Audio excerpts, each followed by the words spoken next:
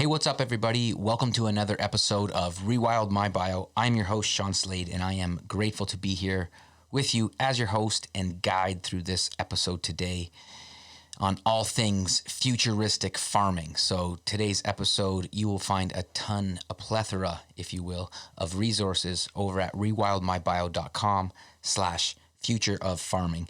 And today, my wild and wonderful guests, plural, are, well, let's say guest is Drake Larsen from Three Ridges Farm, and I am thrilled to finally have Drake here within, I guess, the first year of airing this podcast, having Drake here to dive into the very complex subject of ecological farming and regenerative practices. And then I say guest plural, but I kind of backtracked on that because he's no guest. He is my co-host in all things rewilding and getting back to the land, Dr. Richard Vuksinic, naturopathic doctor extraordinaire. So I'm super grateful to have, Richard here to help guide this conversation, because today's podcast, to be quite honest, was full of festive cheer in regards to a delicious meal, which I had made for Drake and Richard, which involved the lamb, which we had slaughtered and taken down and apart and harvested from Drake's farm here in the beautiful southwestern Ontario region in Sparta, Ontario, Canada. And that meal consisted of lamb liver with lamb bacon that I had made with a couple different purees, a savory puree of beets and then a more sweet one with pumpkin on a bed of deliciously caramelized onions and pears.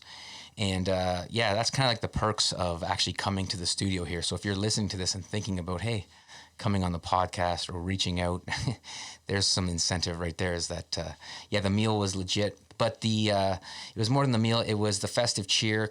Drake being American, in my mind, it was the Thursday after American Thanksgiving, which I always celebrate, being from Canada's most southern town. And so there was this delicious meal. There was beverages. It was kind of full on. Drake had commented on making this a Joe Rogan style podcast with cigars and whiskey. So I broke out everything I had anyways, and we had bitters on ice and scotch on ice and cigars. So if you hear bottles opening and things like that, my apologies. And if it seems like I kind of lost my way as the host, again, I apologize, but I think it added some complex, it was a great podcast. We did this one for about an hour and 45 minutes or so, I think. So we wanted to, again, stay true to that kind of longer form, and I really do enjoy podcasts like this. And that's how I think I could foresee the future, putting more effort into really in-depth conversations. So this one being the first on regenerative farming. I hope you enjoy it. I really do. I know you'll enjoy it. It's a wonderful conversation. I learned a lot about it. Civil pasture being one really amazing thing. And I was asking Drake to be kind of contrarian in this episode about veganism. And realistically, I think there is a narrative on eating less meat, which is important. And Drake highlights that quite well. But at the same time, meat being very much, or I guess farming livestock for consumption, for human consumption, can very much be a part of a regenerative and beautiful ecosystem where we're living in harmony with nature.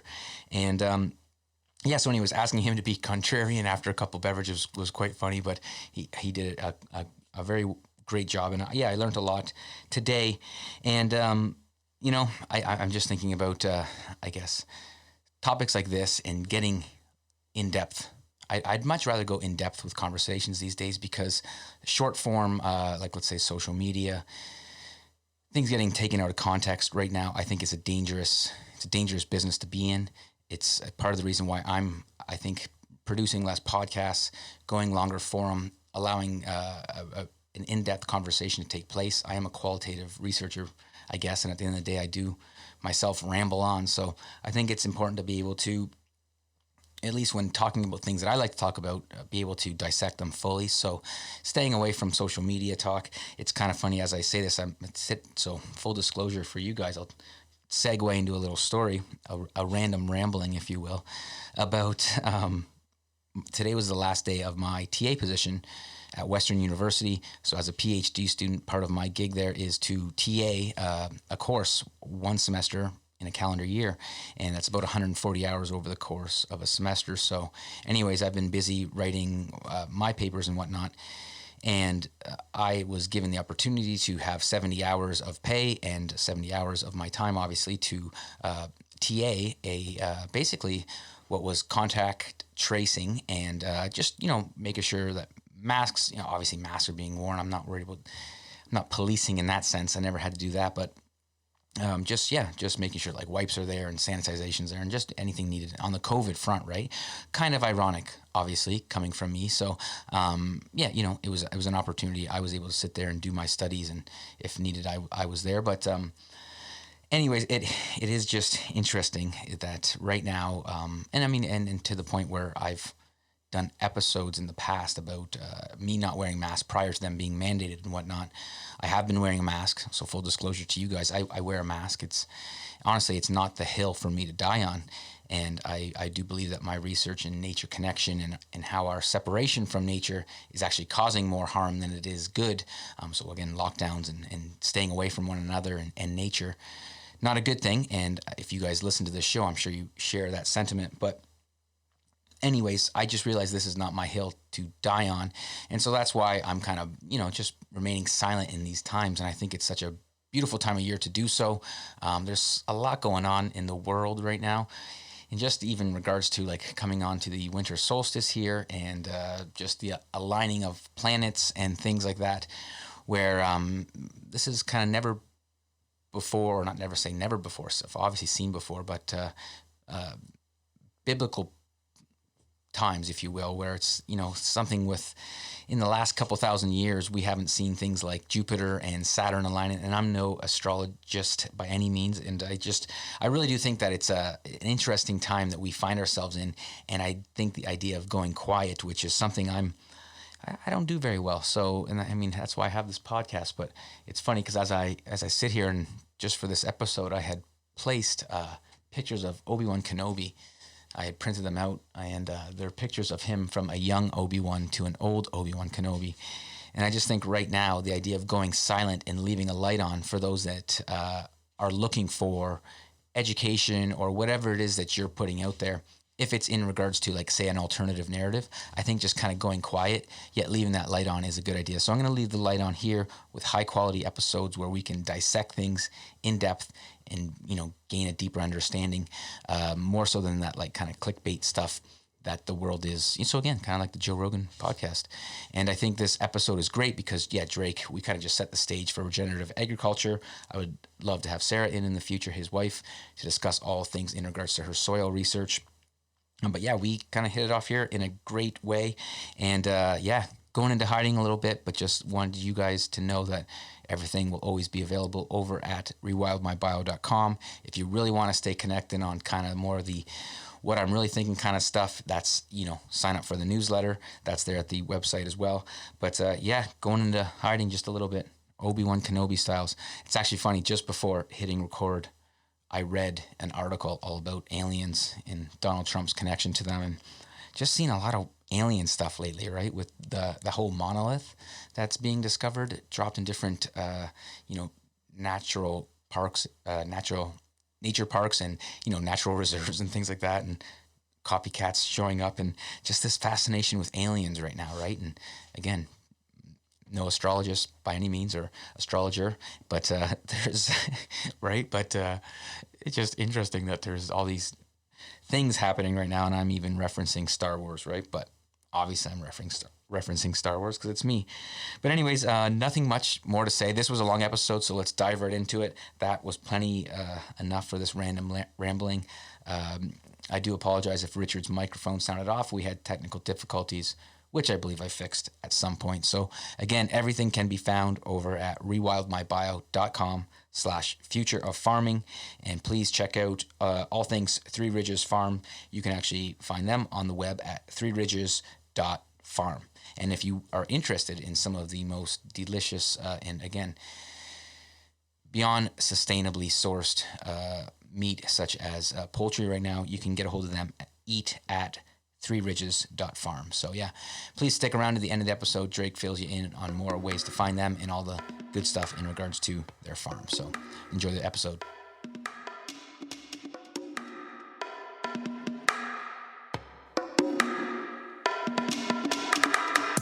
Welcome to Rewild My Bio, a self-help and alternative health podcast. I'm your host, Sean Slade. Join me as I share stories, science, and strategies to help you rewild your biology and redefine your biography.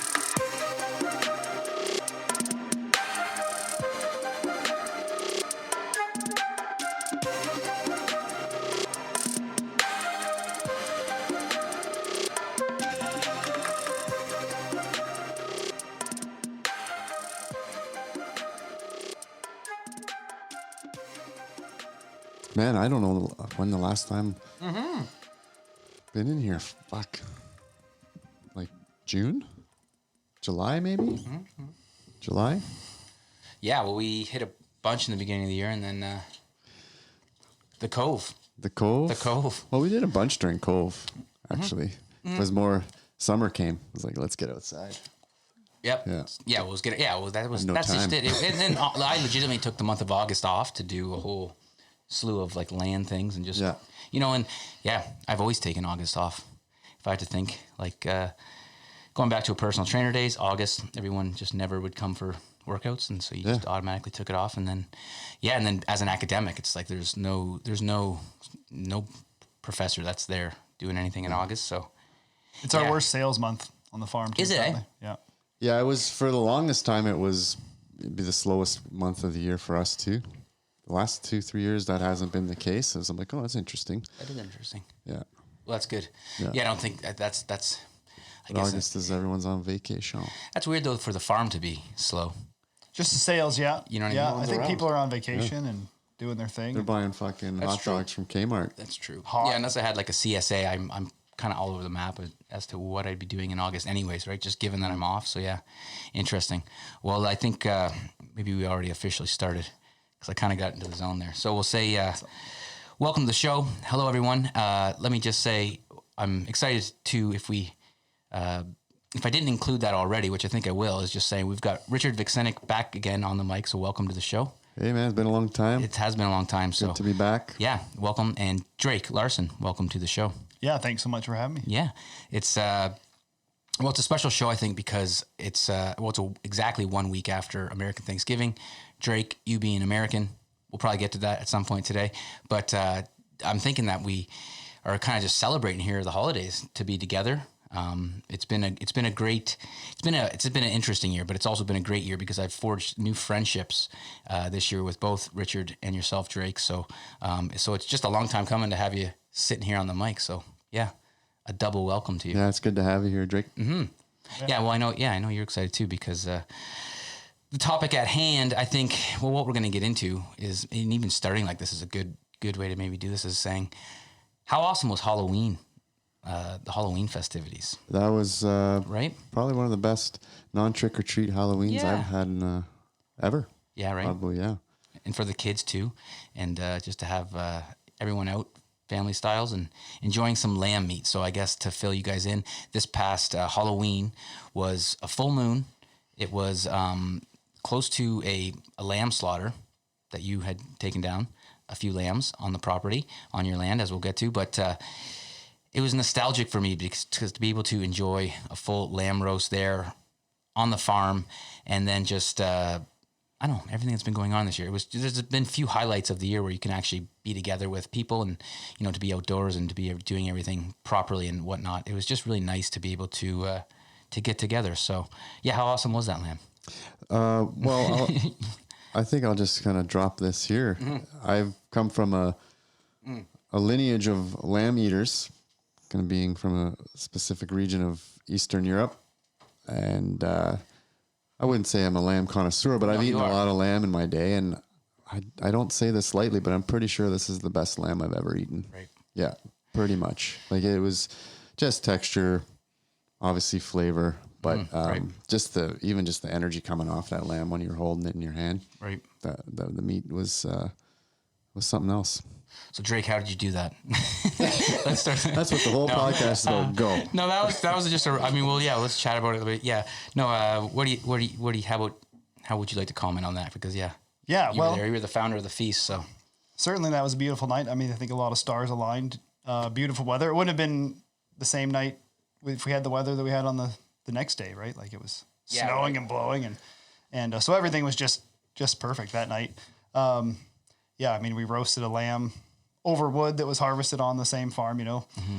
And so all those pieces were coming together, and some able to be thankful for new friendships. And, you know, that's the first time we had sort of hung out that day and processing your animal. And so, yeah, that was a great day. The lamb, tell us about the lamb. What breed of lamb are you guys raising this year? And tell us about your herd and just that whole process. Cause that was the first year. Let's even just start with that. Yeah. So this is our first year raising lamb. And so I can't take a lot of credit, I don't think, for what they are.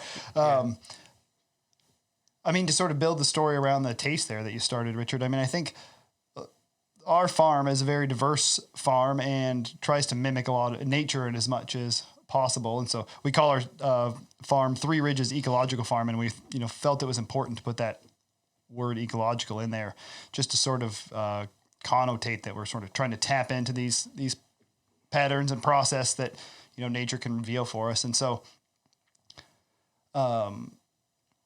you know, that lamb, the sort of life that he lived, I think, and one of the reasons that he was so tasty was he just sort of lived his biological expectations. Mm-hmm. So I think that's, you know, you can learn a lot about how to raise an animal by watching the animals, and we can get into more sort of the processes of rotation and things on the farm, which are all of that plays into it, a varied diet.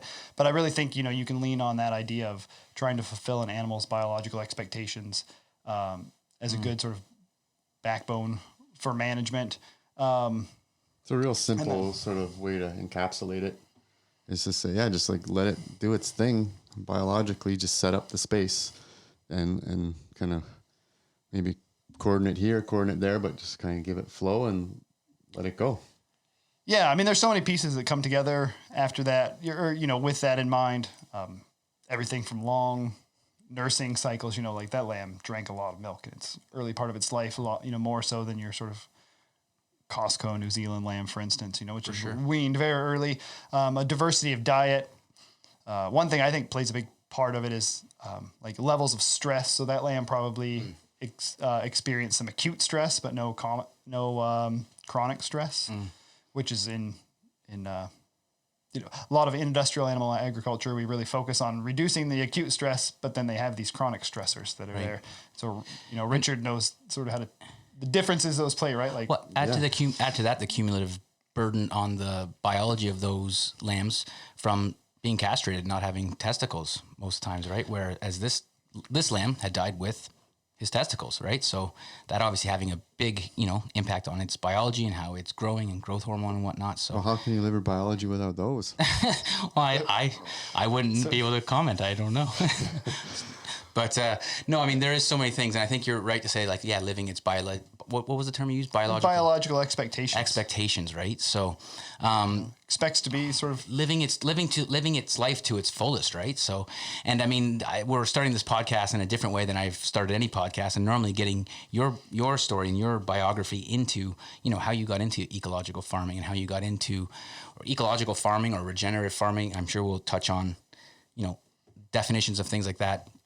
But yeah, what exactly led you to this path? You're saying we when you talk about the farm, so obviously meaning you and your wife Sarah. So yeah, tell us your story that led you here to Ontario. Already commenting on you being from the United States. So yeah, tell folks, how did you get into farming? What brought you back to the land? Yeah, great. So our place, Three Ridges Ecological Farm, is just near Sparta, Ontario, and we've been here since 2015. And it's my wife and I and my young daughter Nira. And she came to the farm when she was 10 months. And I think, you know, she was probably the driving impetus that brought us here to Canada. We, my wife and I have been going sort of towards this path, pushing towards regenerative agriculture, so to speak, for a while. And then when it was sort of like looking at where we actually are going to put those roots down, I'm born and raised in Iowa. And so I was doing some farming with a friend there in Iowa. But when my daughter was born, sort of mama bear's instinct kicks in and was like, you know, we got to make sure she didn't say we have to move to Canada, but she said, like, when we're making our short list, we're thinking about Canada with, you know, honestly. And then so we came here and there's a lot of benefits. Well, getting time off as a mom and knowing how close to the whole parenting and education process you guys are with Nira, it just makes sense to be able to go somewhere where it's like, yes, we actually, I guess as a country value, time off with your children when they're born, right? So. Yeah, and we already had her before, and she Yeah. was in the university system, Sarah, so she did have good, maternity leave. But yeah, that certainly, that speaks to sort of For sure. levels of care and awareness, for sure. I mean, with the healthcare in mind, since you sort of brought it up, that's a huge part for a young entrepreneur, like medical burdens and medical insurance costs can be a big thing. Like, so, we've got our farm, but it's not lucrative, so to speak, yet. We're dependent on outside incomes still with my wife's work here. But so it can cost a lot to secure health insurance in the States, and can it's make it really hard to leave your cubicle job to go to to work full time. That's the thing I've never, someone who identifies as, entrepreneurial. Yeah. I've never actually thought about that. That extra burden that you'd have. Right. Yeah. And you can tease apart pros and cons of both systems under that, but just the simple fact that, it's available to me. Right. Yes. It's pretty good. Yeah. Especially on a farm when there is that risk in being, just working with your hands. Right. So we know some farmers sort of tangentially, but that, recently, in the States, the guy, they're not carrying insurance, and he had a pretty wicked eye injury, and it's sort of compromise their whole operation. Well, you can move up here and live your biological, what would you say? A biological expectation there. And I take that, that's probably something I borrowed from sort of trying to learn out how the heck you parent a young child in this day and age. And a book that sort of influenced our parenting style too is the continuum concept, where a woman went down and lived with indigenous folks and watched how their kids sort of reacted. And it was this idea of, fulfilling the kids' biological expectations. It's interesting because here we are talking about farming, but very much tiptoeing around this subject that we're all very fond of is that personal development, right? And self-actualization, or growing, or as the analogy I like to use, the Jungian analogy of, the acorn to the oak tree, right? And just working the land and how we are able to, I mean, at least from speaking from my own experience, having land now and working it, I could only, and just, looking and having you told your story as well, Richard, and Drake getting to know your story as well, it just seems that we are able to cultivate a greater awareness of who we are or what our purpose is through those times where we're shoveling something or shoveling shit or shoveling, we're doing that in literally speaking, but in the same time, mulling over whatever may be, need to be mulling over. And I find that's one of the most important things about nature connection is that time for self-reflection, right? So with that comes, I think, the ability to grow and be a whole person. So, yeah. So, I mean, I guess kind of maybe you could speak to what it was about coming back to the land that drove you, or where was your passion, or how did you find this passion for, personal development in the process? Yeah. I had a couple thoughts as we were talking there on which way to sort of initially answer that. And you took it a bit different than I was thinking, but I think it all does tie back together sort of, because I think one of those I'm sorry. I'm going to cut you off again, or cut you off officially, I guess. There is, seeing as this is our holiday special, there's beverages involved, so yeah, I don't know. Tangentially. Yeah, exactly. So just to let the listener know that if it happens to be a little disjointed, we'll come back to it. No, it's great. I'm just thinking of where to take it. So I think, one of the first things in that idea of sort of finding yourself on the farm is actually just getting out of your own way, which is, so important for whatever habitat you find yourself in. And then that really, I was linking to that back to the animals and respect to sort of our more general, the regenerative thrust of our farm is not only stewarding these animals, but we're sort of engaging these animals as allies in the regenerative process. And then to bring that back to sort of that biological expectation is there's a, sort of a farmer, entrepreneur, Joel Salatin, author. He has a saying, I think it's about pigs, but it's like the pigness, the pigness of a pig or the chickenness of a chicken, and letting those animals exhibit their ness. But then also it dovetails with a saying from another mentor of ours, Sepp Holzer, in the permaculture world, where he basically says, either you have a pig or you do the work of a pig, right? So if you could tee into this and let that pig exhibit their pigness, and then figure out how that pigness dovetails with your regenerative processes, which often, in order to see those things, means taking yourself out of the picture and getting out of your own way, and then thinking, instead of when a pig digs up an area and then you're just mad at the pig, which I've been, mad at pigs, but there's not many other more futile. Now I got to build fences for the pigs that the pigs are going to wreck, and I'm going to be even more pissed off. Or they're not doing what I want them to, right? But it's like, okay, that's not the right view. This is what a pig does, and how can I direct the pig? How can I direct the pigness of the pig, or the lambness of the lamb? Right. In sort of these greater endeavors, which I think comes back to Richard's point too, is why is the lamb so good? Is I think,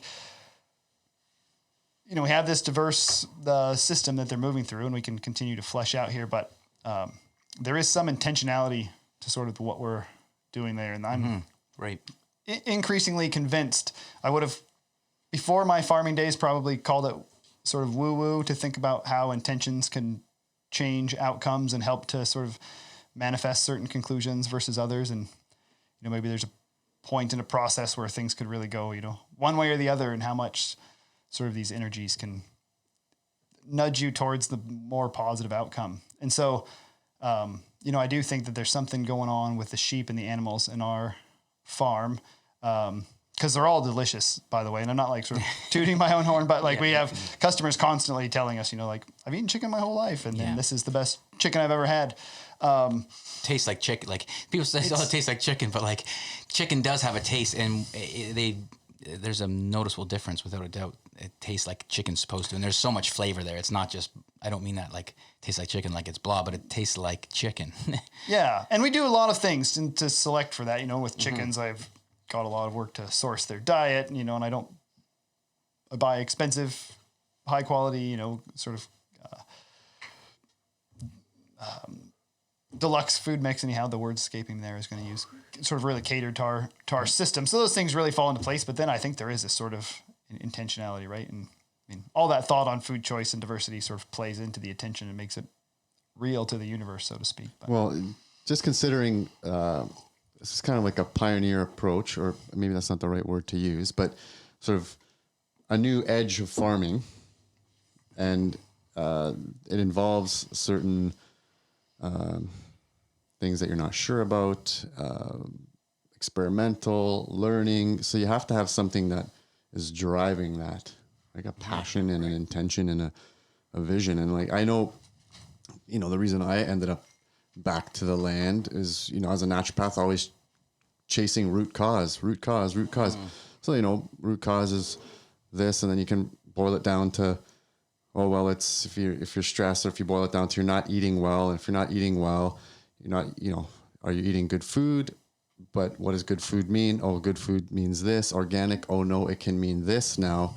And you're chasing root cause. So, as a naturopath, you're kind of going into all of these things, and it all comes back down to soil, basically, like the root health of this earth, of every animal, including us that walks upon the earth, is dependent, of course, on sun and water and everything. But soil is this real point of settling where we can make a lot of positive changes for all living beings on earth, for the environment itself, etc., and the cultures that come through those landscapes. And so those, you have to hold that to kind of try and birth something that's really against the grain, really, when you think about it, against the grain, literally, in terms of corn and soy and big ag and all those things, and some of those.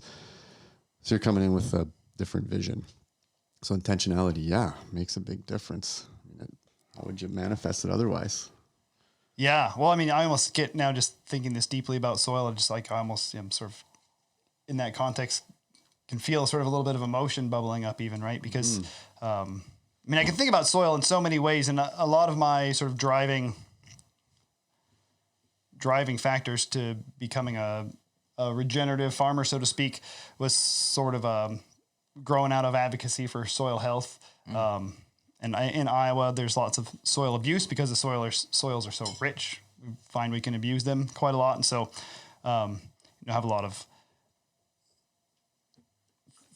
used to be well into photography of erosion and these sort of so it means a lot to me there. My wife's a soil ecologist, and so I can talk about the soil from, sort of the strictly scientific mind, to be breaking them down into, Latin terms and the actinomycetes and the different things. But then also it does it sort of soil kind of, I think also you can veer in to start talking almost of sort of magic, right? It's the gateway between sort of life and death on Earth, right? And everything is cycling through it. So not only is it like the foundation of our support systems, but it's, it really is. There's like, what do you think about this? Forests that are communicating across hundreds of miles through soil, and it's Mama Earth's gut, basically. yeah, it's so amazing. And you bring in, the way the water is moving through that, right? And you've got sort of the blood and the flesh of the earth. And so, yeah. Well, let's try and, let's talk about regenerative agriculture as a sort of a concept. Maybe this might be new to some listener. Like, what does that even mean, and how that ties into soil as a basic thing? I was going to say, in that front with regenerative agriculture, and I guess, to define it though, is that there is always that idea. It's about the air, the soil, the water, and just working sustainably and beyond sustainably and regenerating soil and good quality air and good quality water. But there is that underlying piece that we're talking about where there's more to that, which is food. So, I mean, that was a great kind of segue into this whole regenerative piece because, there's the actual benefit of taking in the food. But there is more to that, and I think there's a nature connection piece where there's a spiritual aspect, but at the same time there's this microbial diversity that I think we're kind of just beginning to touch on here. So what exactly is it, regenerative farming and ecological farming even, and how are they different? Or? It's maybe best to start that question with sort of why would we need it, right? And so we can sort of look at the historical perspective of agriculture, and we know that a lot of sort of cultures that have shifted towards the cultivation and domestication of plants and animals have eventually sort of met terrible ends, right? The Fertile Crescent was called the Fertile Crescent for a good reason, and now it's a desert, and sort of like the pyramids weren't built in a desert, right? They were built in an oasis. And then over time, agriculture and landscape change and sort of, continental-wide deforestation and has turned these places into a desert. And so Earth right now is sort of under an intense period of desertification, and we're seeing sort of these water regimes shift over time, largely, in my opinion, driven by sort of land degradation. And so I think, somewhere like 80% of all the world's arable soils, which are going to be the word they use for sort of, tillable, you can plant a crop in it or a really beautiful pasture. 80% are degraded, and I think the large proportion of that is like sort of on the gradients in the severely degraded side of things. And so, you can't really plot linear relationships on top of these living systems, but if you were to, as sort of a alarm bell, you could look at a lot of the sort of rates of erosion and stuff and say that, in my daughter's lifetime, we're likely to sort of have real huge problems with crop failures or food shortages in North America due to erosive issues, and that's plays out differently in different places. But there's a lot of soil that's being moved and lost in Iowa, and similarly in Ontario, we have a thing sort of the tolerable soil loss rate. So this sort of push the story to why we need regenerative agriculture, and I would say we need regenerative agriculture because we missed the boat on conservation agriculture. That was sort of the century before us. From the Dust Bowl, there was really a call for, which is in the 1930s, 20s, 30s, building up, a real call for conservation agriculture. We did a lot of things. We did a lot of things to make us feel good about the little bits of things we were doing, and we ultimately didn't do enough. And so we have this real crunch where, 60, 70 years down the road, there might be real problems. And we don't know where those problems manifest. Maybe the last 10% takes longer to erode and we get 120 years. Or maybe just, everything goes to shit when you get to 15%. So we don't know where these processes are. But we do know that the trend is towards the degradation of soil. And then we bring it back, and then the soil is the underpinning of our civilization, certainly. And our species, and not to mention the sort of productivity of Earth, largely. And so now we're in this point, we had sort of conservation was a big thing. That's where I got into sort of both wildlands conservation and wildlife conservation was sort of my, thrust coming out of high school. And, first wanted to be a game warden so I could chase people that were, damaging our natural resources. And then sort of wanted to, learn more about the science, and sort of brought me into science, but still this like conservation thrust and how to like better serve our, population modeling efforts with respect to sort of hunting limits or those sort of conservation measures.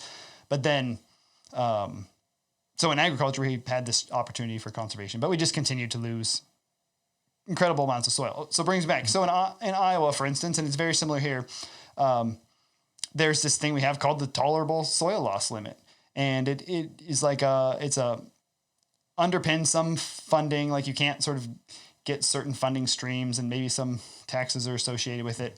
You have to meet this minimum, but it's 5 tons per acre per year loss. In Ontario, it's 6 tons per acre per year loss. And so they allow the tolerable, like that, we're not even starting to get cranky about it yet. The tolerable loss limit being 5 to 6 tons per acre. That's sort of breaking down to sort of like 40 to 60 years of regeneration in, that we're willing to lose. And to tell you, it doesn't take long to really add up. 5 tons is about the width of a dime,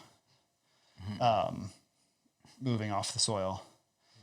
It's a really hard thing to sort of pin down, because there's soil is a fluid substance, and so it's always moving and shifting on the land as well. So some of these things are really hard to pin down. And actually some of the models and the simplifications of even things like this tolerable soil loss limit, which comes from a equation used in both Canada and US of the universal soil loss equation. But even that is sort of, it's probably, 3 soil scientists sitting around like us with a few beers, and they came up with this equation. Now we sort of hung every policy in agriculture on it ever since, and it's rife with assumptions and probably not that useful. And so we had this opportunity for conservation agriculture, and we had, there's the language around sustainable agriculture, sustainable businesses. And unfortunately we're past sustainable. Like sustainable is, that's treading water, right? We're sustaining something. Yeah, exactly. Right? We need a lifeboat now, and that's basically something like, regenerative agriculture positions itself to answer a lot of our things that we're facing that are perilous, right? And right. I think I think you just painted a great picture at the need for regenerative practices, because I think sustainability, I remember some time ago when I started to get into permaculture 5+ years ago, the term sustainability was like old news. Let's, stop using that. And then it was regenerative, right? And there's so many different ways about this, and I think there's a mainstream narrative around what is regenerative or what to eat that is sustainable. But I think when it comes down to actually seeing how a farm operates like you guys do, and then tasting how good it is and talking about all this amazing stuff, it's like this, to me, it's like, this is the way, this is the farm of the future, right? So, and I think that's actually what we're going to do here for this podcast. It's if all the show notes and any type of resources, because I know, Drake, you've thrown a ton of resources out there already.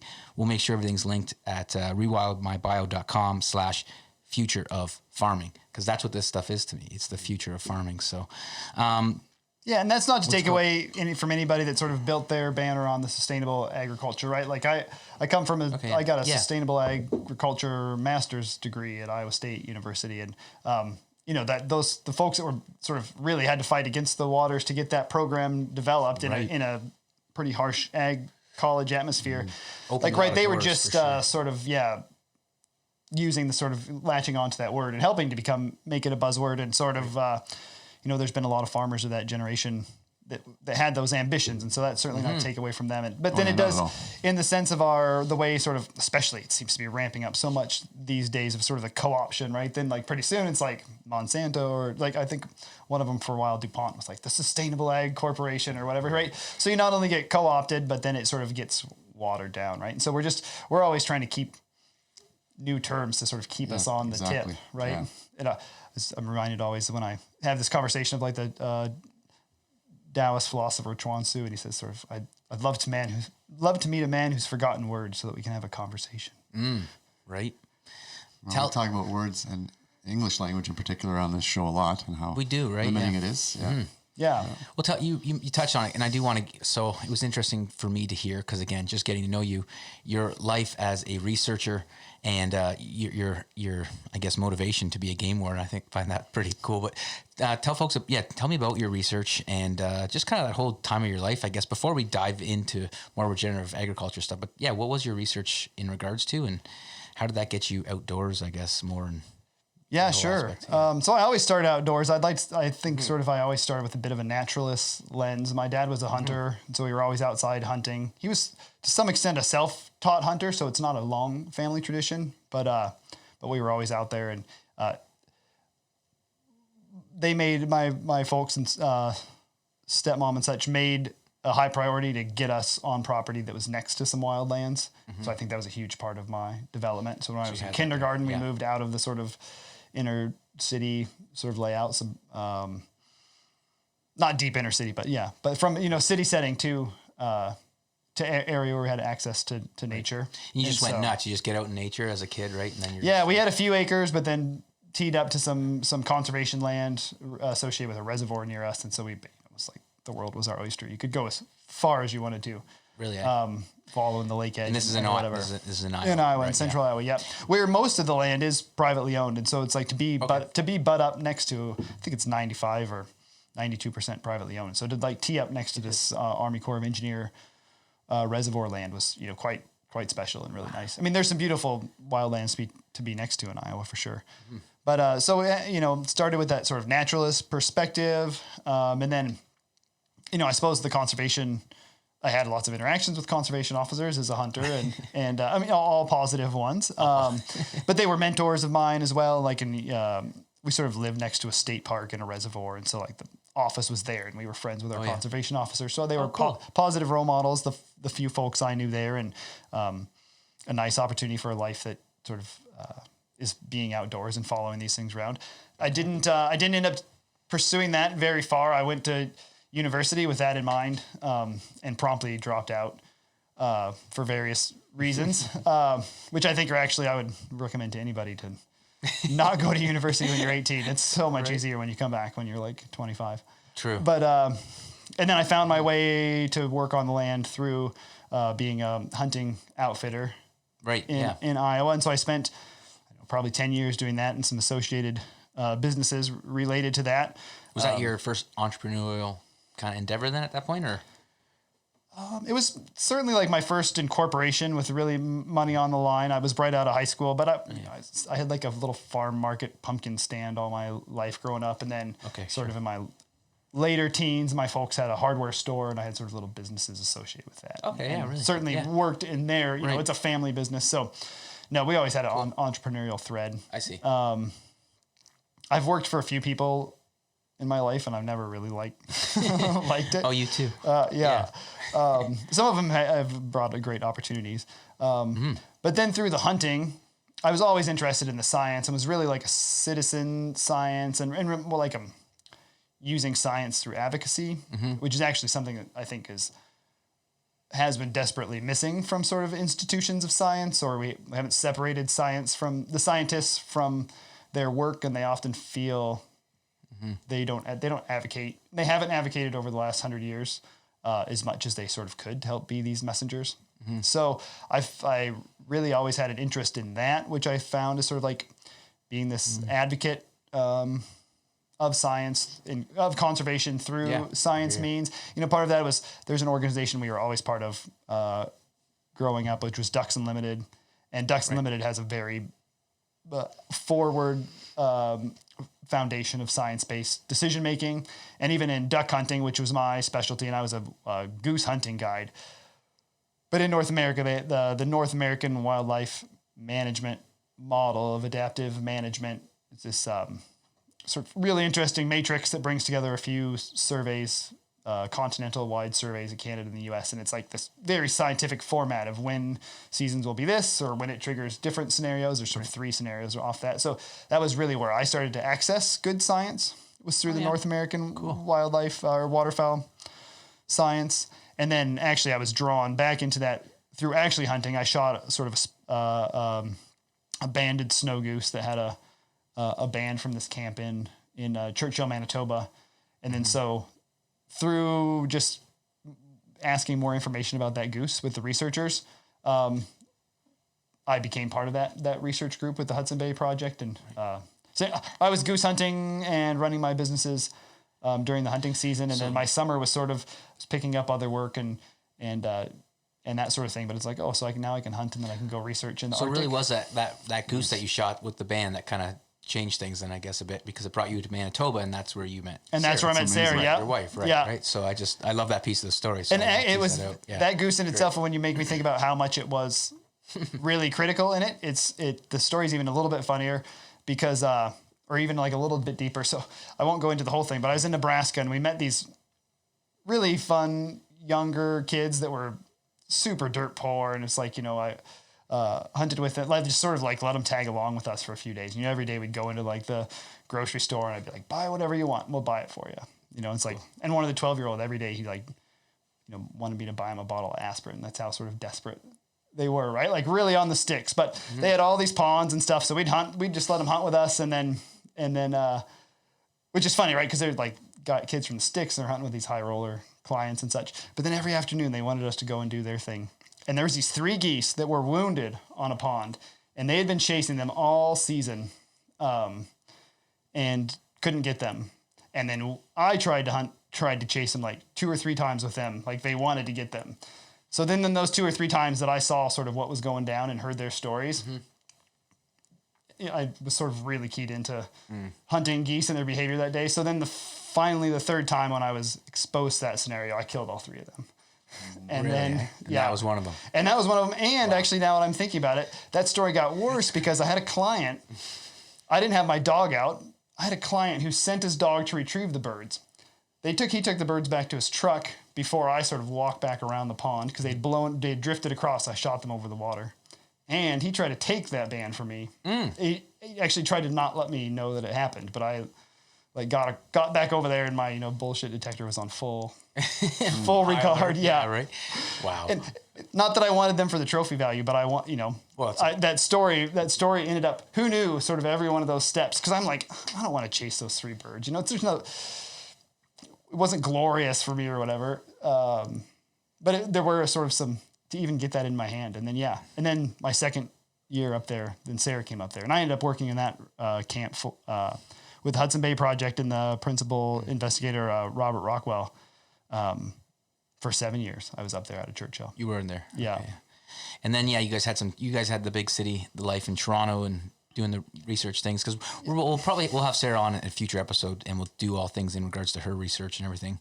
Yeah, and absolutely. that stuff for sure. But so you guys had city life, but here you are now, we'll call it the London, Ontario, Southwestern Ontario, beautiful Carolinian forest, farm. And, talking about like local biome, and I think I want to kind of get into like just this bioregional kind of diversity that we have, and how you guys let that do what it's supposed to do to create delicious lamb. There's the thread throughout this. It all comes back to delicious. Well, so lamb. let's pick up that sort of missed boat at conservation and moving us towards regeneration, right? And so, so we get to this idea that we have to regenerate the land, and so that's this building soil, people come at it from every direction, right? The sequestration of carbon with respect to climate change mitigation, bringing nutrients back to our food, and then this idea that I sort of floated earlier is like how if we want to rebuild.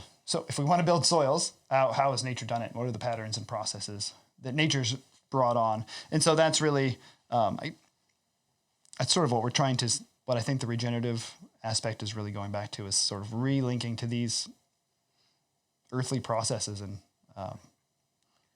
and so that, like on the rewilding thread, we talked about rewilding being on a spectrum on the show, not so much like just a complete abandonment of and sort of the Luddite thing, but this is. I don't know. This year I've been wanting to abandon a lot of things, man. I know. Sorry, did I? Sorry, but it's about going back. How are we rewilding the land and mimicking those pieces of nature that move through the land? So, in regenerative agriculture, there's a whole sort of concept of making sure there's diversity, right? So plant diversity and animal diversity. So can we talk, because we love your lamb?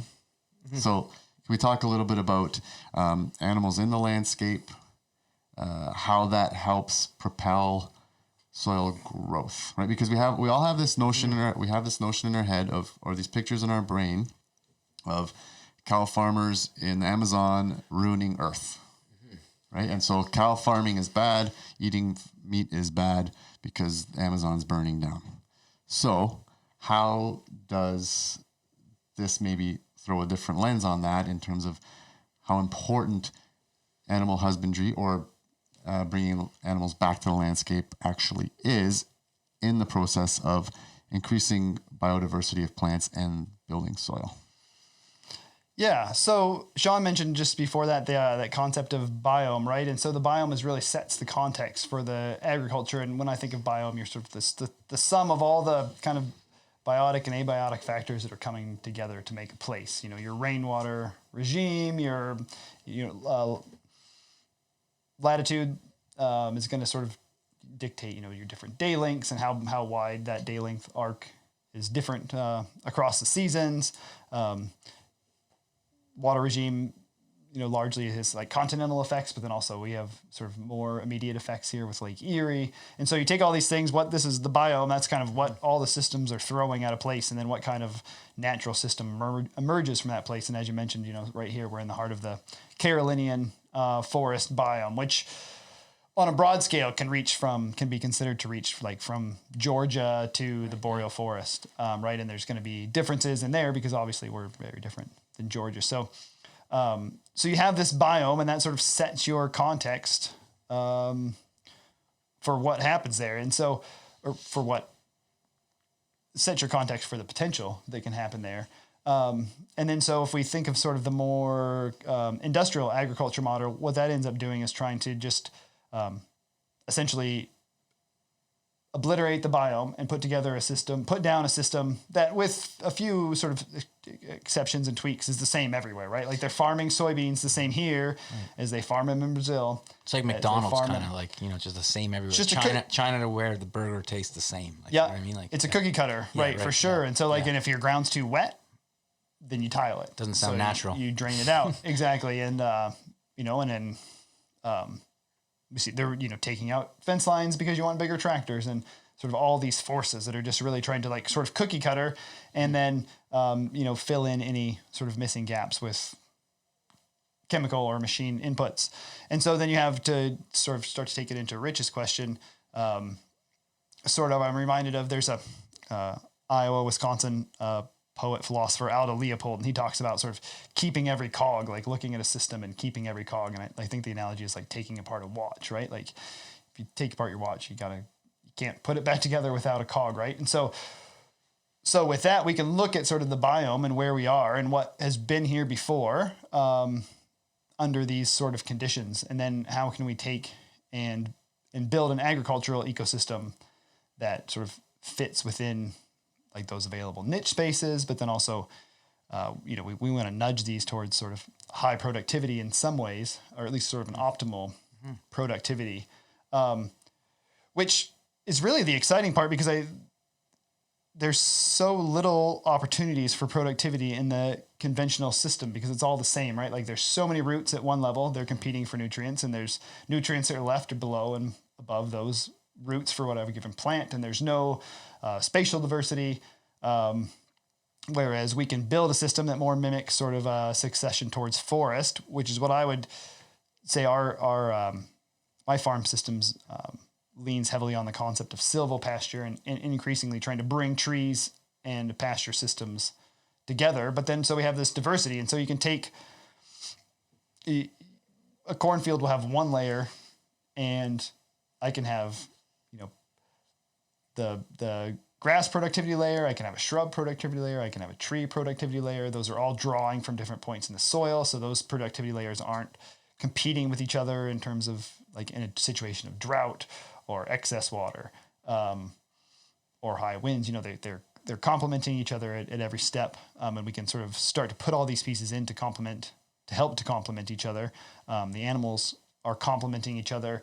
We're moving just a few cows with our sheep herd, and they don't want exactly the same food. And so I actually get sort of more feed value out of a pass through a pasture paddock because the cows are eating what they want and the sheep are eating what they want. And then I can even like, come through with chickens right afterwards, and they'll eat the insects that neither the cows nor the sheep wanted. And so we can start to access all these different layers of productivity. And that's just a lesson from how the forest builds up, right? So is that kind of universal then? Like we're talking about looking at the biome of different regions and that, but I mean, across all ecosystems, would this silvopasture idea be, applicable to all bioregions? Where this sounds very like, again, creating diversity and that being beneficial for a whole host of reasons, different foods and whatnot. Is this something that's applicable everywhere? Is this like, or just here to this specific bioregion? I think it's applicable everywhere. So I come from Iowa, and we talk about biomes. Iowa's starting to get a little bit drier. We've got about 10 inches less rain per year than we do here in Southwest Ontario. Just given that, like 12 hours sort of east of where I grew up. And so that's more of a prairie context over there. But even then, like sort of the dynamics of kind of forest, the dynamic would go like a closed canopy be your forest, more sort of open spatial grassland forest mix is called a savanna. And then you have your sort of open grassland. And so even though Iowa sort of maybe like more prone to kind of the open grassland biome, kind of in our like geological snapshot, there's the silvopasture systems work just as well there because we can flirt with that edge. Now you want to go to sort of Brazil or somewhere, and there are people in Argentina. There's a great concept. It's one of those things. I think it's been going for a while, and then it's just sort of emerging. Ernest Gouch, I think is his name. Syntropic agriculture, and they're totally they're working with sort of like 7 layers. So potentially a ground layer. And, that ground layer in some contexts could be your grazing livestock. I think there's always room for some sort of integration, but your ground layer may be annual crop. It may be mushroom production. Just sort of starting to build upon these layers. Anytime you can bring that in, just made me think, even so like our typical cornfield with 1 layer, more could be done to make that a more resilient and productive system, right? I saw once at a presentation at Iowa State, we had some students, and I can't remember if it was Japan or Korea, this particular student, they had their cornfields, but since their cornfields aren't grown with chemicals, they had straw bags growing mushrooms in between every corn row. And so they're out there all season harvesting mushrooms. Mushrooms are shaded by the corn. The straw wattles are helping to conserve water for the corn crop. And, so even that, so then you think of that, and then all of a sudden, that there's going to be a beetle and a spider that's living sort of in that new niche space, right? And that place is going to catch seeds, and all of a sudden you have this more diversity. So then if you think of sort of my system, where I consider that there's kind of 3 layers, like the ground layer, the shrub, and the trees. And then if you get to the syntropic ag, where they're in the tropics and they're using 7 layers of banana trees and avocado and all sorts of stuff. Mm-hmm. So you're using the word productivity a lot, and that's an important consideration when you're a farmer and when there's people on the planet that want to eat. So that's obviously production's a thing. That's going to get some people thinking, it's all about, just sort of the anthropocentric thing again, like human-centric, right? Productivity. Yeah. So, but the productivity is on all of these layers for the animals and for the microbes in the soil. So it becomes that symbiosis, right? And so it's like a climate change thing. It's good for a farmer in terms of, hey, how much density can you get on an acre? How much livestock density can you get on an acre? This regenerative way or conventional way. So you're starting to use language that is appropriate on all levels, which is a good thing. Yeah. Well, and that's one thing has the potential to be. I've really wrestled with that. And especially in my sort of academic days, there was a concept going around then, the sort of novel ecosystem. And that was like really key to me. Like, okay, these ecosystems are degraded and we can start to put them back together. But I'm not building a Carolinian forest per se, right? Like it's a novel ecosystem. And then some of the restorationists, that was super offensive, right? Even like my lab mates, and maybe to me on some days as well. We're creating sort of these ecosystems, and so productivity is going to be part of it. And I think a lot of that is we can't be shy about the idea that productivity is going to be part of it. Both because, there's huge population pressures coming. And so it's, a farm is supposed to feed people. And so that we already, by saying we're farming versus sort of restoring a place, we're sort of bringing on a bit of responsibility that we're going to be sort of feeding communities, which I think is very important too, for all sorts of other reasons. I guess my point was, it can be productive. It's not a bad word in terms of right? Because if we think of the current model based on productivity, right? Like that has a lot of connotation to it. It's like, well, that's why we don't care what happens as long as we get our yield. Right. And then, and so the one place I was going to bring that was sort of to the, so many of the world's ecosystems have been nudged towards productivity by humans for so long, and we don't necessarily acknowledge that. And so we sort of, the productivity sometimes is cast against this other like softer handed approach, that may sort of lean on, indigenous agricultures, but those have always been highly productive, right? And we see like our forests here would have been sort of oak and chestnut and chinkapin, and depending on where you are, and pawpaws.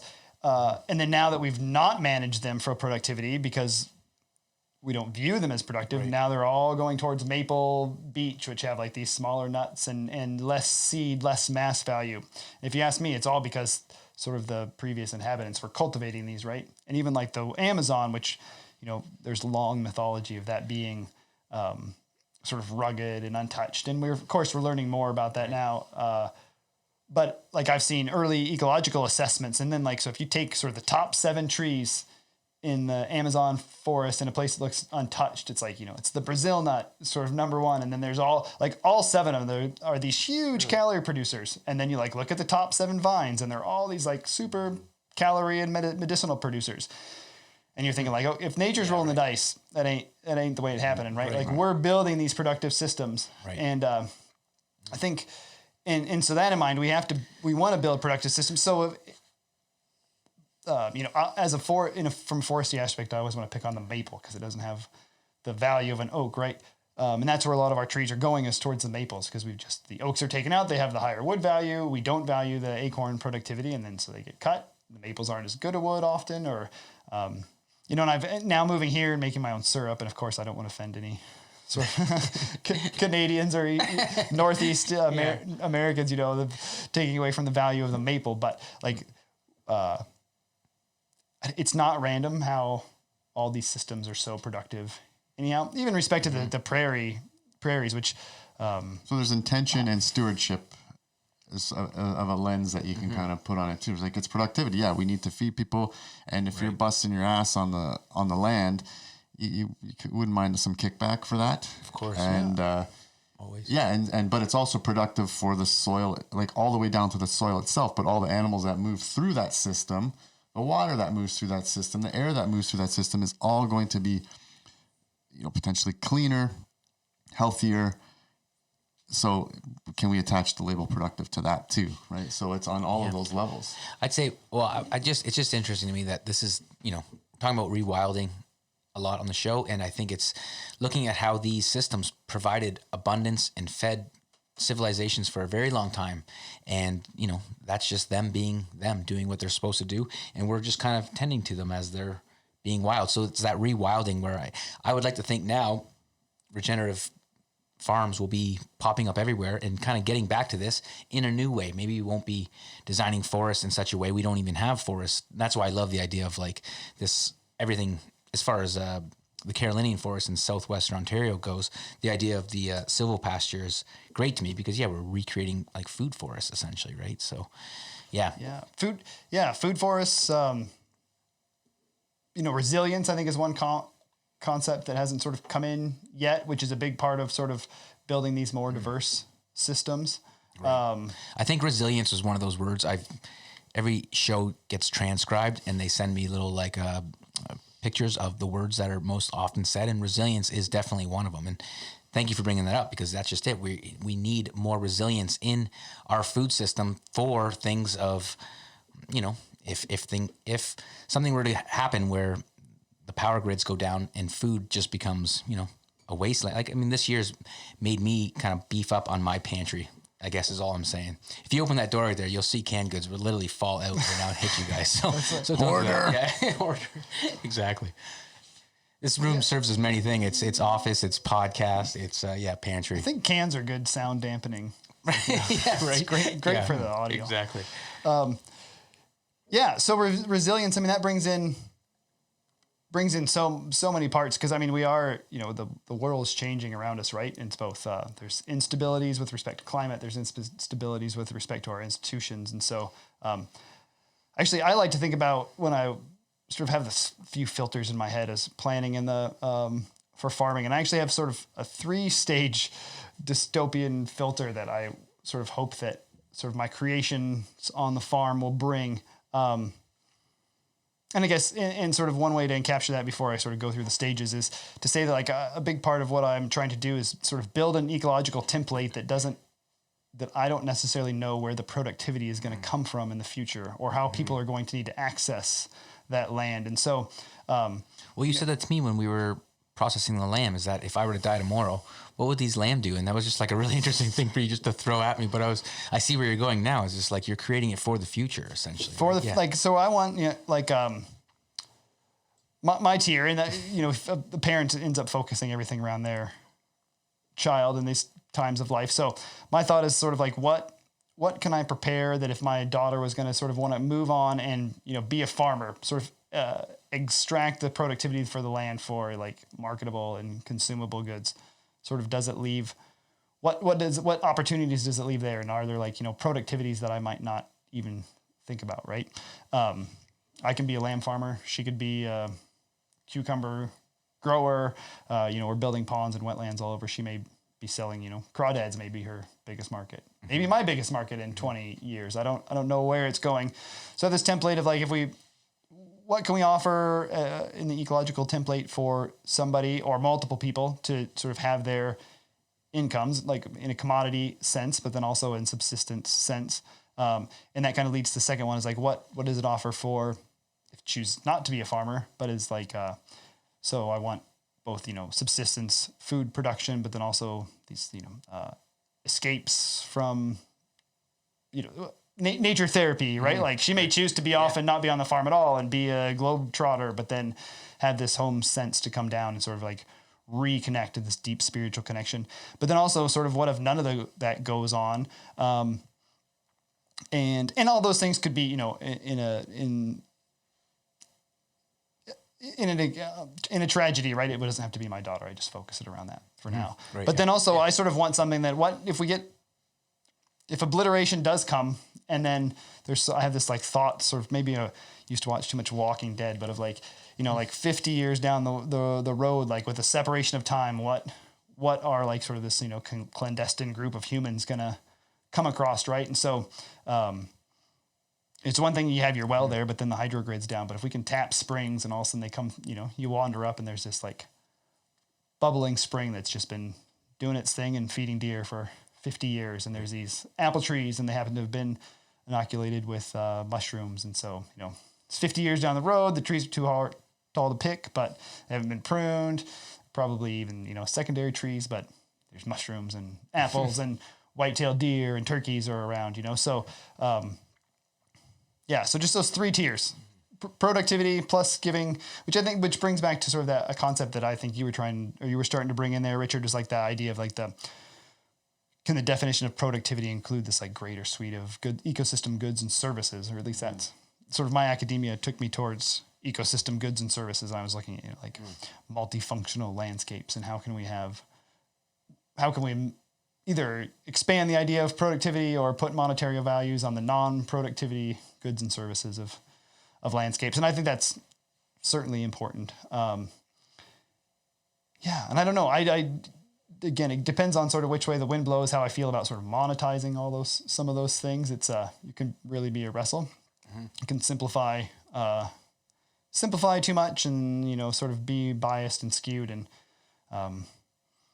again, we're instantly putting it through this like sort of human mental filter when the picture is so much bigger. But which I think it lends to those things are always going to shift. What we value shifts. But if we can have this sort of clean ecological template that involves multiple sort of levels of productivity plus all these other goods and services, which might be as like basic and necessary as clean water, but then also sort of, I've gained a huge amount of like sort of access to spirituality on the farm, both connecting just the land in general and more specifically with certain spots of water and soils on the land. That's just it. I'm thinking of all the opportunities you have to just kind of interact with all the elements. And I've spoken many times on the show about having, the elements kind of speak to you on different ways and on different days, I guess. And I know from my experience working the land, you're offered opportunities to just kind of go with the flow and constantly see exactly how, what is needed today, what is needed tomorrow. I've always been one, again, to plan, and the idea of just kind of thinking of going with the flow always sounded kind of woo to me, and even still something that I have a hard time of letting go with. But even when it comes down to doing something like research, right? Like sitting down, it's like today I have to read all these papers or whatever, but some days I'm drawn to, it's like, you know what, today's like a walk day or a podcast day or something else, right? And just kind of going with the flow. I mean, it's just like it's like you've got things to do on the farm, but if it's a rainy week, you're stuck indoors. You're not going out maybe as much or what have you, right? So I appreciate the idea of farming that allows the farmer and the farm and the animals and the plants and everything to go with the flow rather than just constantly like grinding into the ground to get productivity in such the way that we're used to, I guess, in capitalism, right? It's just big machines and just kind of grazing over. And I think this is a good time to even kind of talk about monoculture farms a bit, because we were chatting or when discussing ideas for this show. And again, I'm kind of going back to all those things I've learned about you, Drake, is your days of debating vegans, as you, I think, have specifically said yourself. And it's a topic within the full year of this show.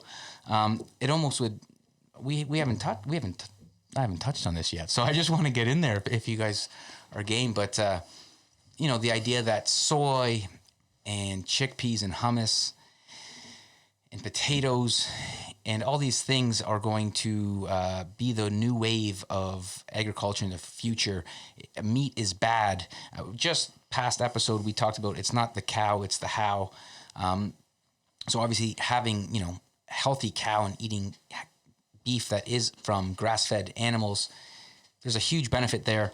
So I think that what I'm trying to get at is like, can we talk about how maybe this narrative around eating less meat, being good for us might not actually be the best idea, and how maybe, I guess, the vegan vegetarian diet, when you look at farming practices, could actually be quite detrimental to the health of the planet. Can we touch on that? I mean, I think eating less meat is probably not a bad sort of banner for a lot of folks to adopt. That's wicked that you started with that. It's coming from a guy who's, has livestock, and that's awesome. Eat less, better meat, I think, is probably the way it should be. And I don't. There you go. If we want to put a tagline on this episode, that's great that you just hit it with that. Me too. Eat less, better. And I wouldn't say that's prescription to everyone, because I know there's some folks that like want to go sort of all meat diet. And then so if you're not trying to, if you're living in that direction, then okay, eat more meat. But it's sort of the fact that we eat lots of meat and then combine it with all the simple carbs and all these other parts, and we don't eat very good meat. That's really where it comes from. And so, yeah, vegans, they're just trying to bait me after. Sorry, I was trying to. No, I know. Well, no, it's great. It's great actually, because they're one of those. It's one of those ideas because I tend to be a contrarian anyhow. So if I sort of come across to militant vegan narrative, I'm happy to push against it. But then at the same time, I feel like probably a lot of the motivations that drive people to veganism are the motivations that have driven me to farming. Amen. Yeah.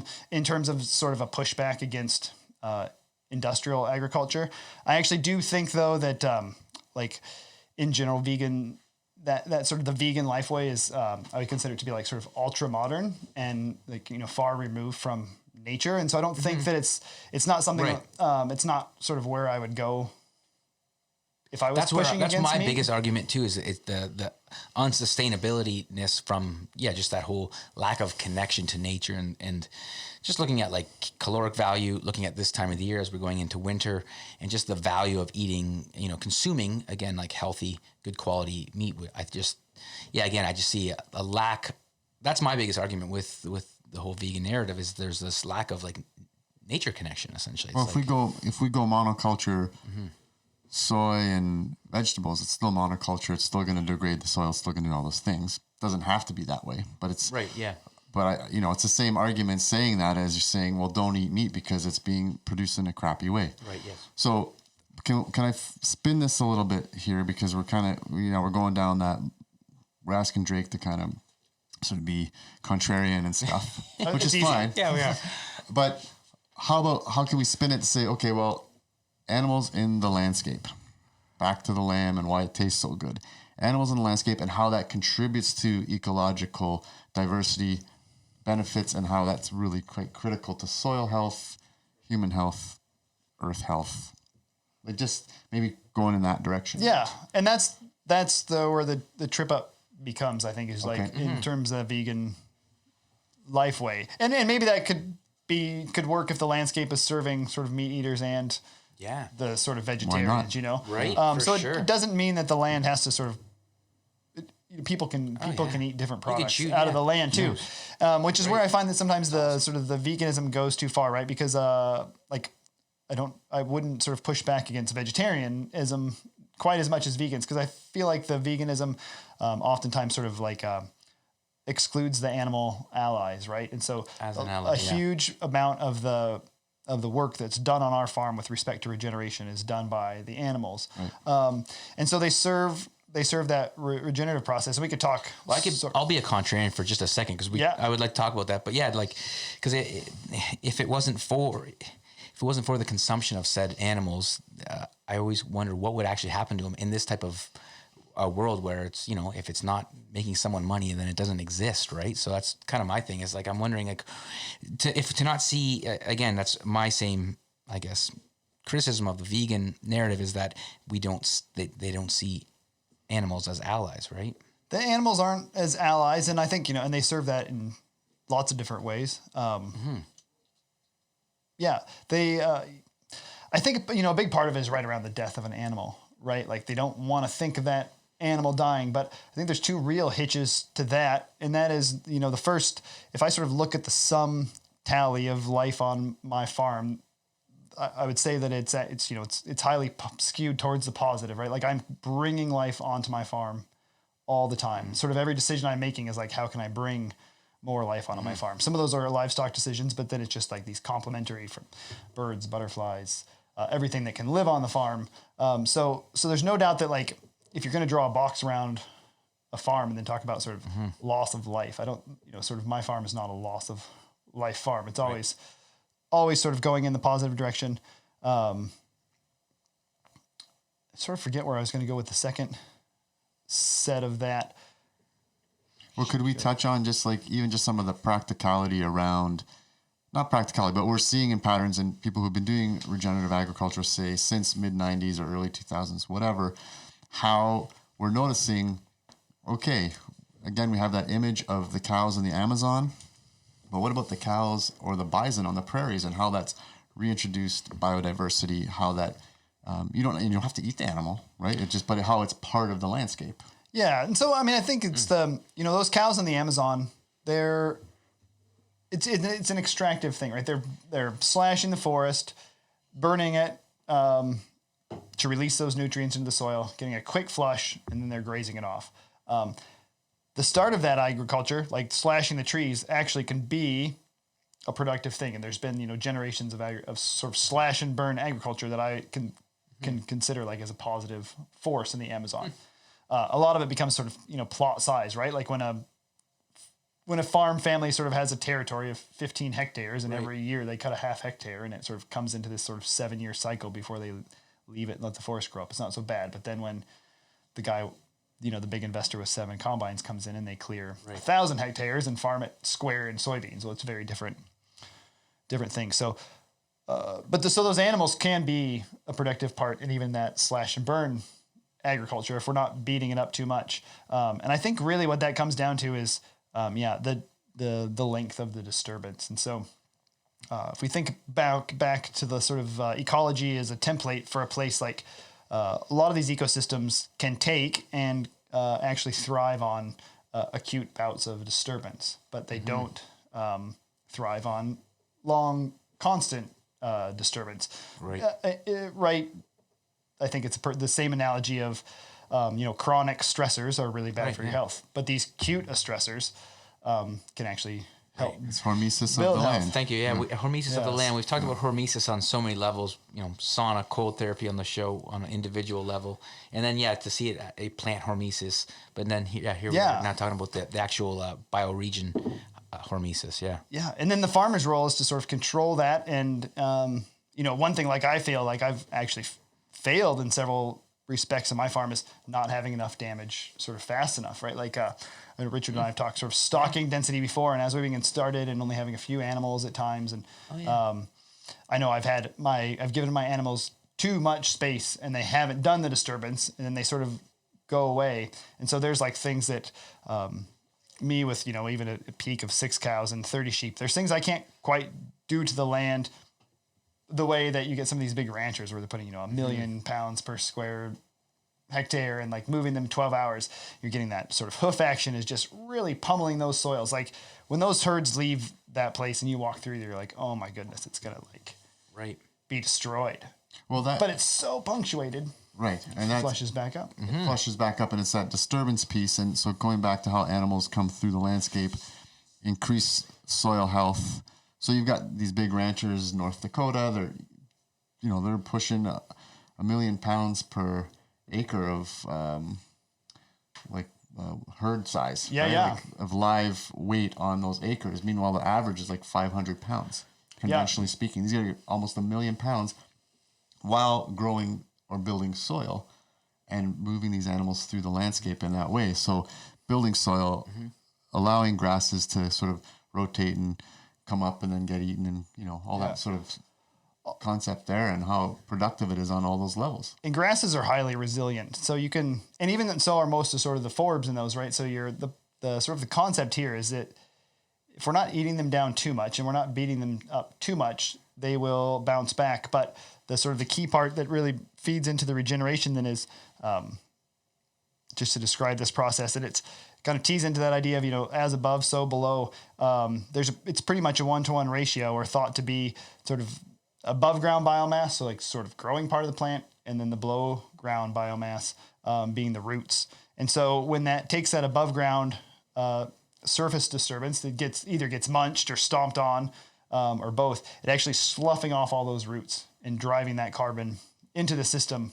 And then as it sloughs off, we're not quite sure, and some studies have taken this different directions, but we can think theoretically at least that it's sloughing off an equal amount of roots. So if you eat half the plant, it sloughs off half its roots. As the top part regrows, the bottom part also regrows. And so you get these pulses of carbon into the system. And also helps to sort of open up new niche space for new seedings and plants to sort of spread either through root fragments or seeds above ground too. So when I say I've done this wrong sometimes, part of my pastures were previously horse pastures, and there's these really rank, tough grasses that just grow in clumps, and they tend to dominate. Once they sort of get dry and brown, my animals don't tend to stick their faces in them, so they hardly get eaten then. And because sometimes my stock density is too low, or I have the sheep which aren't quite heavy enough to sort of give that damage, well, then these clumps just sort of persist. I mean, and now it's like you hit them with your tractor, you're going to sort of like, it'll bounce you off, right? It's a big, powerful clump grass, which could take some serious pressure. If I could stomp over that with 1 million pounds of hoof action, it would completely tear it up. It would completely level that piece of ground out. And then that plant, the genetic base of that plant would grow back. It wouldn't be likely to kill that grass in one day. And so it's these pulses of roots being sloughed, and all this sort of associated plant metabolites that get lost into the soil then. So is this kind of what we're talking about when I hear that terminology of around regenerative agriculture and enhancing the carbon cycle? Basically, what does that mean, and how is this part of that, what's happening? Yeah. This is part of what I would say is the future of farming right here. Yeah, and it We're comes talking about carbon taxes, because but how everyone's about worried about the carbon cycles? from big ag and industrial farming. So this is the piece where I think it's like, here's the antidote right here. Yeah. Yeah, and so it comes from many ways. It comes from that raw sloughing of carbon that we've just been talking about. And then, like in the case of the lambs and the cows, the ruminant animals, so these animals that essentially we think of them as eating grass and plants, but what they really do is eat microbes, and then they farm the microbes in their guts and they feed those microbes the plants. So these animals come with huge diversity of microbes, and some of them are so very similar to soil because they have the same processes, right? Their job is to break down lignin in these grasses, and then so just by having these animals on the land, manuring, stomping that in, we're not only adding new microbes that can sometimes just take over, like adapt, that same exact species, but without going too deep into it, we can think of microbes as they're dying and falling apart. There can be this horizontal gene transfer, and so we're just adding all sorts of genetic diversity to the soil, right? And then those plants are able, or then the microbes that are existing in the soil can take that up. And then not to mention that, so the microbes are being fed by those interactions with the animals. And because of the animals, it's a whole host of microbes that are working there, right? Like there's these ones that are breaking down the plants the roots that have just been sloughed off. There's ones that are like methanophores. They're only sort of there having this like gulp of methane when the cows are belching and farting and pooing, and then they just sort of. There's a thing called a methanophore? Wow. I'm not sure I'm pronouncing it right, methanophore, but yeah, essentially like this class of microbes, right, that are feeding on methane. And so we're like, there's just so many more opportunities, niche opportunities for the microbes. So then our diversity comes up. And then like one thing my wife would definitely bring into this conversation if she was here right now is like, as we sort of bring it back to carbon, is one of the most important carbon pools, and I love this word too, is necromass. And so carbon that's tied up in the dead biomass of microbes. And so to take a step back on that sort of that carbon pool, the one, like sometimes I think that carbon sequestration is a bit of a misnomer too. And it's this idea, we put these words into the sort of lexicon, and then we think of like sequestration just by the very sort of spell casting of the word kind of gives you this linear thought where we're putting carbon into the ground. Whereas I like to think of everything as always sort of cycling, and then we think about carbon pools, and they have like, I think the terminology and sort of Sarah's field would be like sort of the slow pools and the fast pools. And so a lot of what, so let's contrast it with conventional agriculture. We've got a little bit of carbon residue on the surface, and then we add a nitrogen fertilizer, and nitrogen and carbon tend to be taken up by the community in a certain ratio, 16-1. And so if you dump a lot of nitrogen on it, you can just like gobble up that carbon really quick. And that sort of is in this like these fast moving pools. The carbon's changing form quickly, but then can easily just be lost to the atmosphere.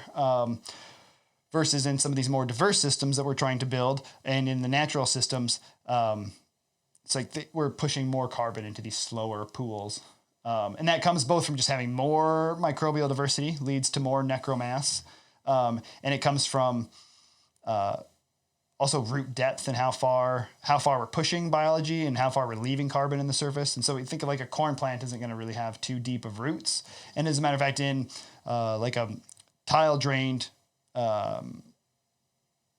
agriculture, you typically the roots aren't going to go any deeper than that anyhow, because they've sort of reached like the zone where the water's kind of managed. That's an oversimplification, but we've changed it such that both like through breeding and through monoculture and through changes in the landscape that we're not promoting root diversity, but sort of in our farm where we've got trees and grasses and different kinds of grasses and forbs and wildflowers, we've got roots to every depth. And then, one species, for instance, that we've got throughout our farm is going to be switchgrass. And they found that in dry areas, especially like on a grassy knoll on my farm, that those switchgrass roots, they may be 10 feet deep. that sort of kind of violates that rule of thumb we started with, like as above, so below. But even then, if you think of that grass at its pretty tall. peak, it's going to be a pretty tall grass. And so it's down there. And then if they really have to reach for water, and then so when root sloughing, then suddenly we're leaving those roots much deeper. And so it's always just there again. So then you're kind of in the slower pools by virtue of being farther away from the like real hot spots of activity. And then all that is, just sort of slows that carbon down. It also, the more activity is there, I can think too, like it's, there's going to be sort of less chance for loss, right? Like as soon as somebody loses a carbon in the form of a sugar, like the neighbor's like, yoink, I'm going to take that, take it back up, right? Versus like not having a neighbor. Which also comes, so we've got so that's kind of maybe the chemical aspect of it, but it plays in the biology, because as we're building these soils, through those same root actions and the root sloughing and the hoof action and a lack of tillage, which is, we're creating productivity in an ag landscape without tillage, which to contrast that to a lot of the sort of vegetable productions. Yeah, right. And that tillage is just like soil is a habitat, the same as any other habitat, and just how you sort of want your forest to have edge and openings and thick places for a deer to hide out the winter. Well, so do you want your like soil aggregates would be the term there. You want your aggregates to have lots of habitat, which is just, it's both places that are going to pores that are going to fill with water. And then, some deep pores are going to have water accessible like farther into a drought because they're just deeper in the soil. There's more niche space. All these microbes, they're throughout the soil, but at the same time on their level of life, they're very highly dependent on what they need. They're either going to die or just sort of go into stasis if it gets too dry, or if it gets too hot, or if it gets too wet. So if you're forming this diverse aggregate, which is happening through the root process, another one I should mention if we're talking about root aggregates is like as the bigger critters in the soil move through earthworms and they're secreting their mucus and those sorts of, just other soil, moles, gophers, whoever, beetles, dung beetles, whoever's moving through they're helping to create these like bigger and more stable soil aggregates. And so we have these big aggregates that can house a lot of habitat. And so, think of that the same way, like I said, as with the deer. Like, is there more deer in your, sort of diverse woodlands, or is there more deer on this bean field that's been completely obliterated? Well, that story's true right on the soil too. Is there more life in this like big clod of dirt that feels like cottage cheese when you pick it up and it just sort of crumbles apart, but still really holds its structure? Or is like, you can go in some of these fields and pick it up and you like crunch this clod and it's dirt in your hand and you blow it away and there's no pore space. And so this whole porosity is a big deal with soil in terms of how it retains rainwater too, right? And like keeps that rainwater in those little niches so roots can access it at a deeper level in a drought time or whatever. But we're also not having this all run off into the streams and the flooding and the soil loss that goes Rich, with it reminds me of things that you've said before on the podcast in regards to like our gut and just being poor, like, like just thinking of like leaky gut and just our soil, just kind of water running right through it with no barrier at all. Whereas you're, commenting on good, healthy soil, having this nice barrier to it and all this life. And that's essentially what our gut lining is, right? And I think it really brings into, a paradox that in my sort of more feisty days, I used to love to sort of throw at the sort of conventional industrial farm advocates, is we do have this idea that we, that farming is sort of, all aimed towards maximum productivity and, feed the world and those sorts of things. But then we tile drain all the land and we get rid of most of the water. And so universally sort of the limiting factor for productivity is water. And so you can't really tell me that you are maximizing productivity when you're getting rid of your water, right? And so that's another tenet that really we push on our farm, which is water capture. And we've been working with consultant, Zach Weiss of Elemental Ecosystems out of the Montana, USA. And just in terms of like basin retention of water. Because I do feel like, if I want to serve those goals of in 40, 60 years, making sure it fulfills all my, kin's life needs or the life needs of the sort of, zombie evading troop that's coming through. That might be, water is going to be, clean water is going to be an important part of that. You're doing it for Rick. Exactly. Yeah. water both in the soil. That's huge. I mean, our biggest reservoir. So I build ponds all over my farm. We got 6 ponds we've built in 7 years, and I think I have like 18 or 20 more I'd love to. You're shy of one a year. Build. Yeah. Right? That's pretty awesome, though. It's, some of them aren't necessarily big, and we haven't done the biggest ones yet, but we've learned a lot. And, I actually definitely took our first year as an observation year. I told myself I wasn't going to use there you excavator go, and true permaculture right there. Yeah. But flexibility. Can I pop back real quick? So I'll make a couple comments around the whole enhancing the carbon cycle. If there's ever going to be a carbon tax, then put that towards regenerative ag, please, because well said. Then the science is there, the potential is there. We just need some infrastructure and support around it. I'm opening a can of worms, and we always kind of shit on the English language on this show about how limiting it is, but then we have words like necromatter and methanophore. So I just want to give some props to the English language at the same time. That might be Latin. I had tipped. I know it's Latin, but whatever. It's English now. You got political there. I don't know if you got political there with, why. Let's put our carbon tax towards this regenerative idea. So it begs the question, and I hate to put Drew in. Or, to put you in this contrarian position yet again, but what are some of the barriers to this approach of farming? Like, why isn't it catching on? Is it expensive to transition to said farm? Is it take a values thing? Why?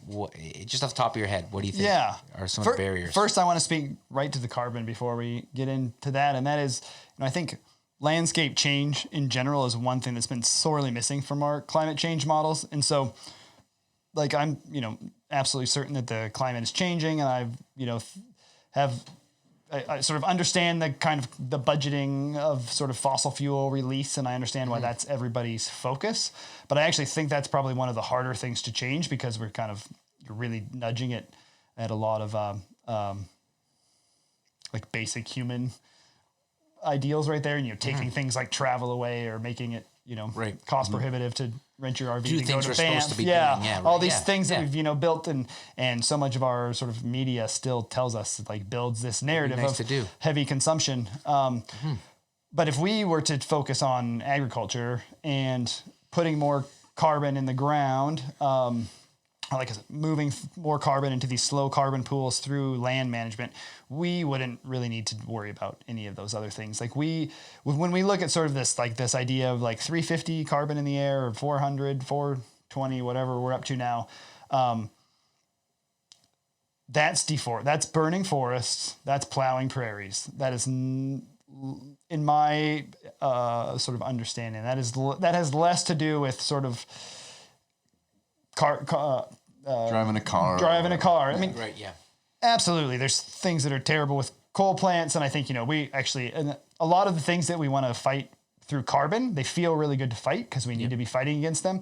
But we should probably be fighting against like particulate matter pollution, to like against carbon of coal burning specifically. Like land destruction through mining, and then particulate matter for us to breathe into our lungs, I think is like the bigger hitch with coal burning than it is with carbon. Because if we were overall carbon across the whole world, where you're looking at, some place where we might have a lot of particulate, let's focus again, just like this regenerative farming, let's focus our efforts on like reducing particulate. All of those 78% of severely degraded arable lands could sink so much carbon.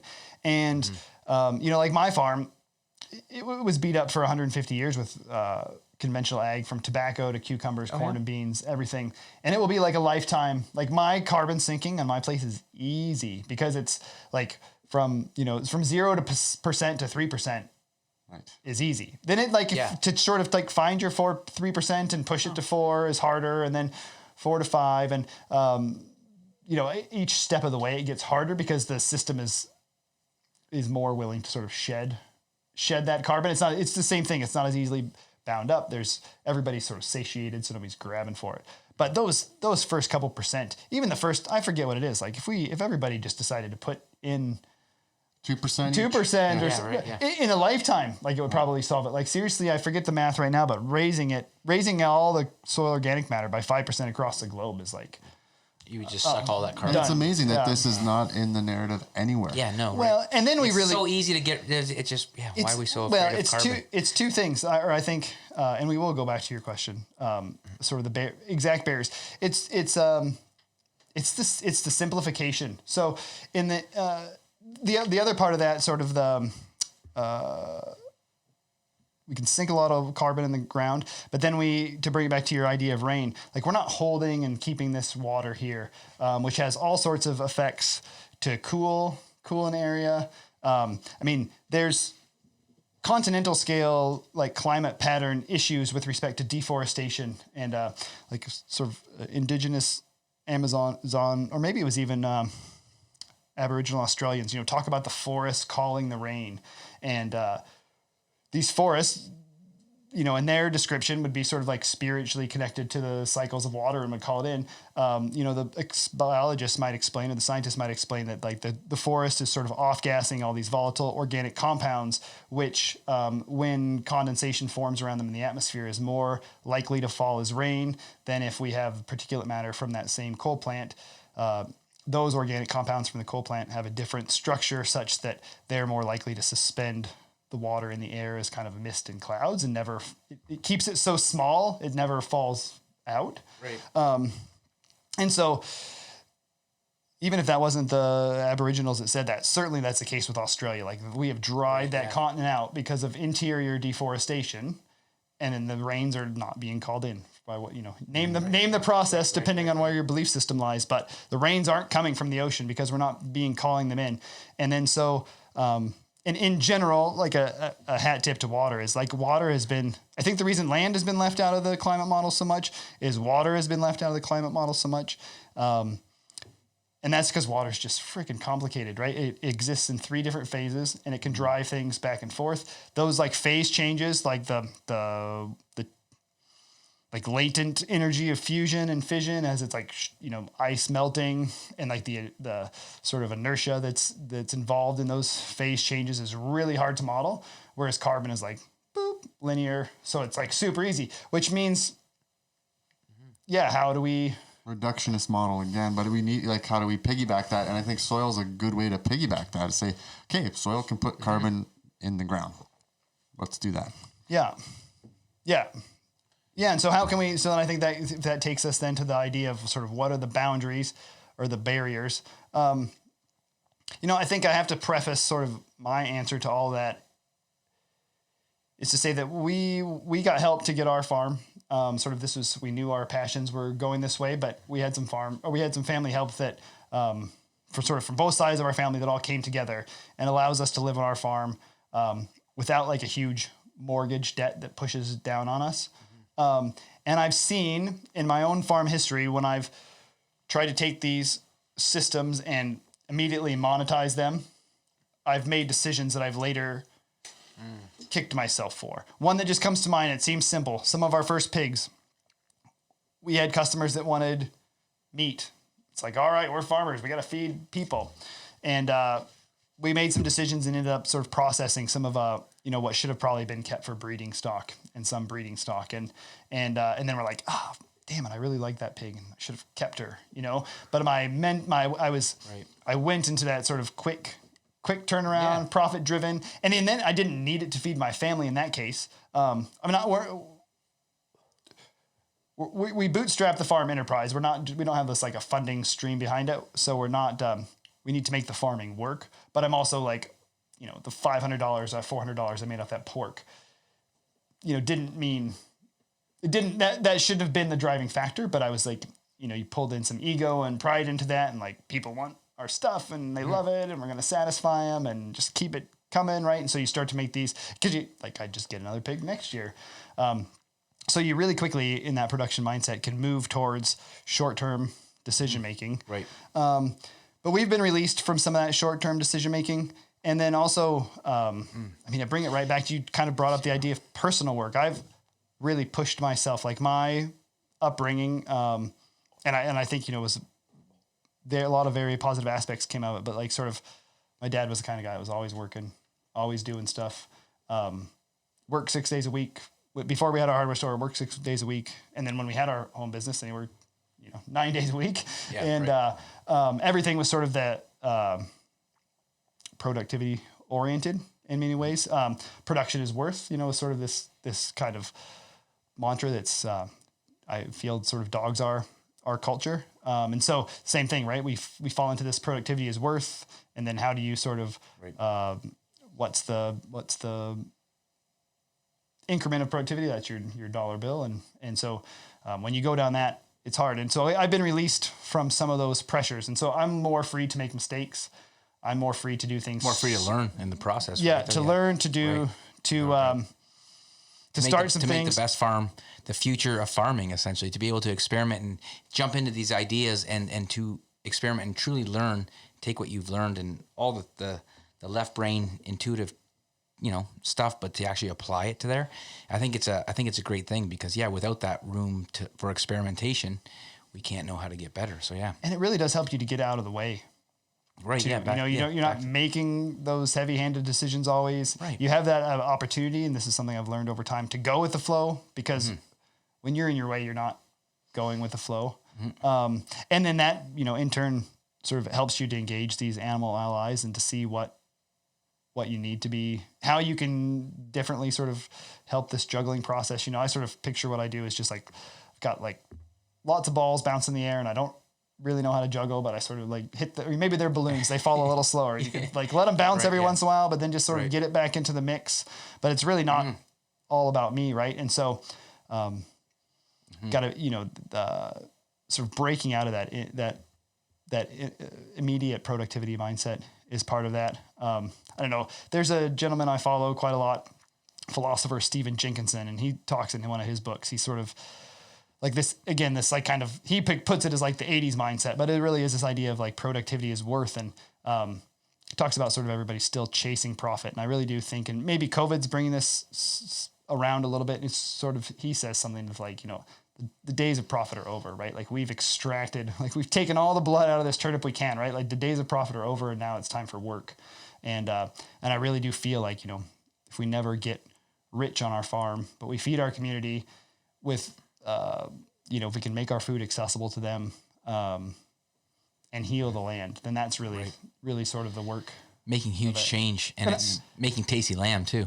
It is. And it's a privileged position, right? Like there are many people that can't find themselves on 50 acres and be able to make a $1,000 mistake or a $10,000 mistake. That's, but you're leaving a light on for those, inspiring those. And I think this whole podcast has been great because we've been able to touch on not only that personal development piece, but how that ties into with working with the land. Right. And I think they come hand in hand when you're doing the way you guys are doing it. So I commend you for that. And I think it's nice that we kind of brought it back to that productivity piece and that. And I think I worked you pretty hard today with all this stuff. So I think we got to get Sarah back in. We'll talk more soil, all things soil and gut health and just tons of, all those links there. But I guess I'll work you a little bit harder and ask you the final question that I ask everybody. And what is your wildest dream for the earth? Drake, please tell us. Yeah, reconnection. One thing I didn't bring in our farm is when we came to naming it, we have these 3 prominent ridges on our farm, and you can see them in the digital elevation map. And so we called it 3 ridges for that. And then we got this idea of then we brought it down to 3R, and then we use those 3 R's to talk about resilience, reconnection, and regeneration. And so, I think reconnection is really for humans to get reconnected with the earth. I've certainly touched on a few things in my 7 years on the farm when I've had the luxury of, being immersed in blood and mud and time to sort of connect to myself. Like I've touched a few things energetically and spiritually that are like proof of concept to me that have blown my sort of old conservative rural Iowa self completely apart with respect to sort of some of the potentials that we can have when we have animals and earth as an ally. And so then, I just hope, that would be my hope, is that more people can find that. And we try to bring that in with our food. We're trying to get this food into people's bodies. I mean, it's highly nutrient dense. And so it's going to help them with healing. But then also, I know there's so many conversations are started by people eating our food or talking about our food, or our food's served in, some really nice restaurants where they tell our story well. And so to push that connection. Like I don't really I'll just stop raising chickens if I'm going to have like undifferentiated chicken nuggets, even if they're like the most gourmet, right? Like I do this because it supports our regeneration efforts monetarily, but then also it helps to get that message out. So like the more we can reconnect people to the land. We host a small kids gathering on our farm, and maybe that 2 hours every Monday might be the most important thing I do. I'm not totally sure, but I know these kids need access to nature. And I know from listening to your podcast, like that's a big, nature access and sort of all the things that can bring, from the ecosystem services to these deep spiritual things to just quietness, ozonation, healing. Like there's just so many things that can happen when people can be connected to earth. And I think like I would say too, to bring that around, like, it might've been, other times in my life, I've been like world peace or these like sort of more concrete ways. But I really do feel now like we're in such a bind with respect to, where we are behind the 8 ball with soil loss. We see sort of this media mania going on the last few months, where I think people sort of were really at the edge of, free will is sort of gone. And so then I feel like, there needs to be some sort of like trip in collective consciousness. And I know that like, I have the sense that that's like, reconnection. So how can we reconnect people to sort of facilitate? We need to rekindle that ally relationship if we're going to do it. Like we can't do what needs to be done alone. Without a doubt. I like one lamb at a time. Man. One lamb at a time. Yeah, indeed. I like the new spin on 3R, the 3 R's, right? So, Rich, do you have any concluding remarks here for our guest today? No, I think I just said it. One lamb at a time. One lamb at a time. You did. Right. Yeah, no, I like the thread of the lamb throughout it. Drake, tell folks where they might be able to get said lamb and how they can stay up with all the cool things you guys are doing. And yeah. So our website is 3ridges.farm. Check us out. If you're local, there's an opportunity for meat. Chickens are really our sort of biggest enterprise where we're able to sort of serve the most people. We're just coming into the lamb. And then this year was real weird with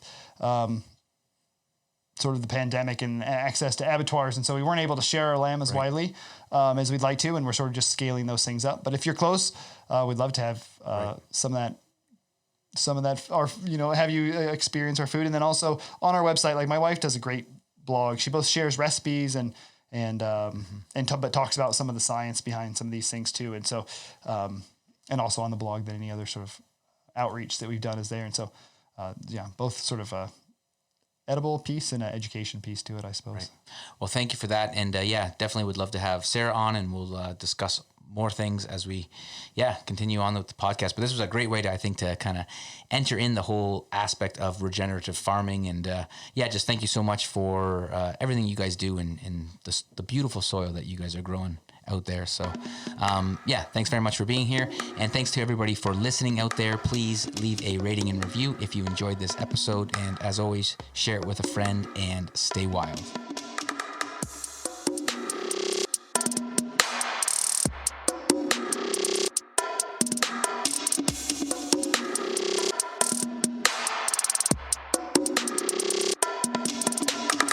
Thank you for listening to the Rewild My Bio podcast.